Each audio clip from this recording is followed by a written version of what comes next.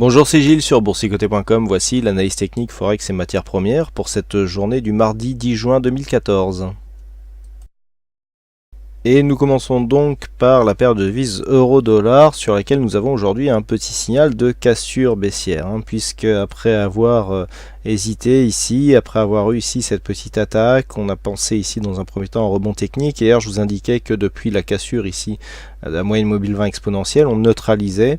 Du coup, il fallait attendre une sortie par 1,3580 ou 1,3680.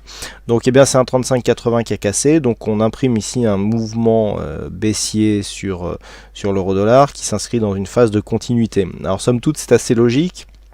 Ça fait quelque temps que je vous dis que depuis cette phase de baisse ici, il n'y a pas de rebond technique. Le fait d'avoir eu ici un échec sur cette phase, avec donc un rebond qui commence à se développer, et puis tout de suite ici, des cours qui reviennent à la baisse, montre qu'il y a une forte pression baissière sur cette paire de devises.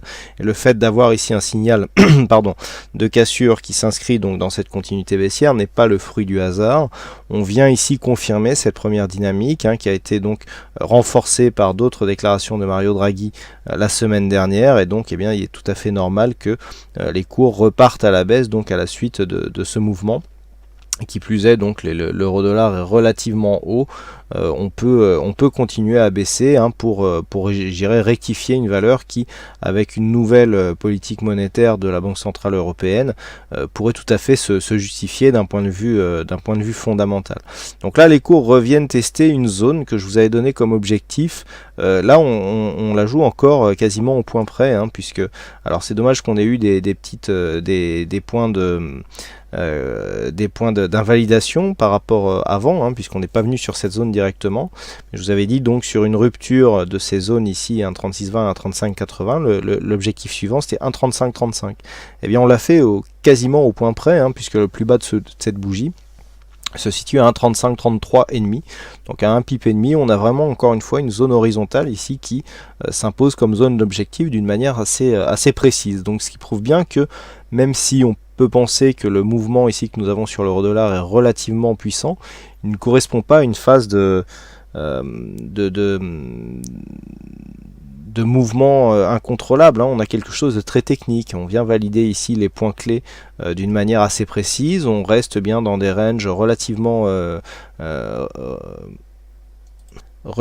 réguliers, et puis quand on casse, on part sur des mouvements assez directs. Donc tout ça est assez technique et assez quelque part prévisible si on est placé dans le bon sens. Ici la rupture de toute façon de cette zone était un signal relativement clair, et donc on vient valider ici l'objectif suivant. C'est somme toute assez logique. Toutefois, le contexte ici commence à présenter une configuration survendue. On a ici stochastique et RSI, RSI stochastique qui sont tous deux en zone de survente, avec un MACD qui commence à être relativement ample, et donc qui pourrait nous donner ici un signal de retournement. Toutefois, pour l'instant, ce signal n'intervient pas. Dans le cas d'une rupture ici de cette zone des 1,3535, nous avons une zone qui est beaucoup plus basse, qui se situe à 1,3476. Donc là, sur une rupture de cette zone, on peut avoir un petit rebond technique avant. On peut très bien, par exemple, venir valider ici cette zone des 1,3580 comme zone de résistance, après que cette zone ait été validée comme une zone de support. Ça irait dans le sens d'une continuité de la tendance baissière qui est toujours en cours, et donc on aurait ici dans ce cas-là, sur une rupture des 1,3535, un objectif qui serait situé à 1,3476. Donc ça c'est pour le prochain objectif par rapport à une éventuelle poursuite de cette tendance baissière. Donc le biais reste baissier, on navigue bien ici sous cette moyenne mobile 20 exponentielle qui guide bien la tendance. Niveau d'invalidation, il faudrait que l'on rattaque ici la zone des 1,3580 d'une manière assez agressive, que l'on remonte par exemple au-delà des 1,36 pour commencer à invalider ici la dynamique qui est en train de se mettre en place. Pas grand chose de neuf par contre sur la paire de devises dollariennes, avec donc des cours qui ont validé ici un objectif. On a un objectif à 102,70 et puis eh bien on temporise depuis que cet objectif a été validé, donc dans une phase légèrement baissière. De toute façon, tant qu'on ne redépasse pas ici les 102, alors on avait relevé légèrement cette zone de résistance, voilà, pour qu'elle corresponde ici à un contact, donc ici où nous avons une succession, donc contact résistance, ici contact support. Donc tant qu'on ne vient pas attaquer d'une manière trop dynamique cette zone des 102.13, eh bien on est toujours dans une tendance qui continue à être légèrement haussière. Si nous voulons donner un autre repère pour guider cette tendance, on peut toujours s'en remettre aux zones ici de support oblique. Ce que nous pouvons remarquer, c'est que si commençons à faire joindre ici les points bas, eh bien nous avons 3 points bas qui sont correctement alignés. Alors celui-ci est en formation, donc on ne sait pas s'il sera très cohérent, mais si ce point bas ici est confirmé comme point bas significatif, on aura quelque chose qui sera relativement bien aligné, et donc on pourra valider ici la poursuite du mouvement. Bon, par contre, par rapport à une éventuelle cassure, c'est vraiment cette zone horizontale qu'il faudra prendre comme repère. De fait, la zone que je viens de tracer ne possède que 2 points significatifs, donc on ne sait pas si cette zone de support est réellement correctement tracée. Donc là, c'est valable seulement si on la valide comme zone de point bas. Par contre, si on vient casser ici, c'est vraiment la zone ici des 102.13 qu'il faudra surveiller comme une éventuelle zone donc de cassure qui ferait qu'on aurait une invalidation ici de la continuité haussière de cette tendance de fond. Malgré tout, nous nous trouverons toujours, je vous le rappelle, dans une zone d'évolution neutre.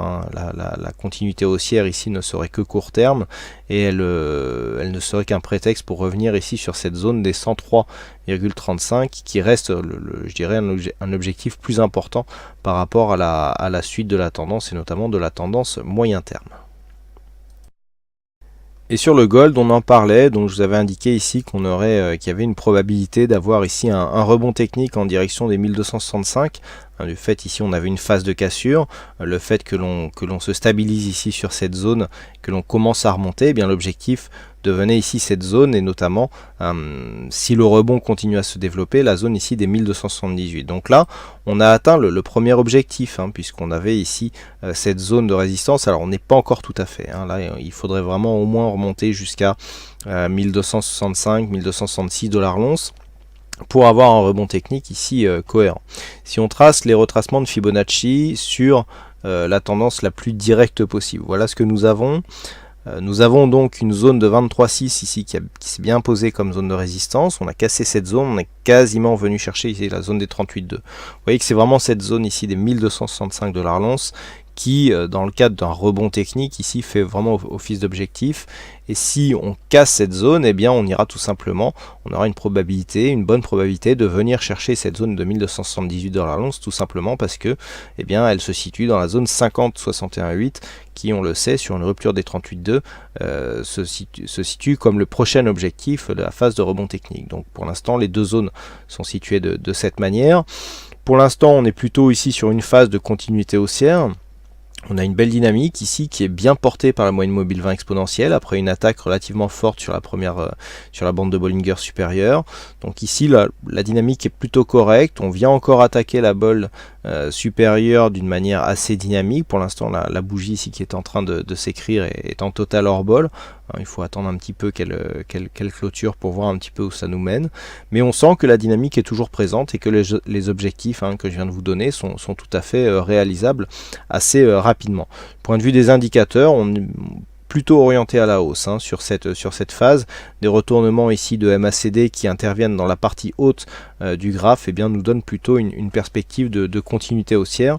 Donc pour l'instant la configuration technique en tout cas plaide pour la continuité du rebond technique. Ce rebond technique sera court tant que cette zone ici des 1240 $ l'once restera zone de support et zone de point bas. Si on vient à attaquer cette zone des 1240 $ l'once, eh bien il y aura rupture de ce point bas et donc signal de continuité de la tendance de fond qui elle reste baissière, puisque depuis que nous avons eu ici la cassure de cette zone des 1278, eh bien on confirme la continuité d'une tendance baissière.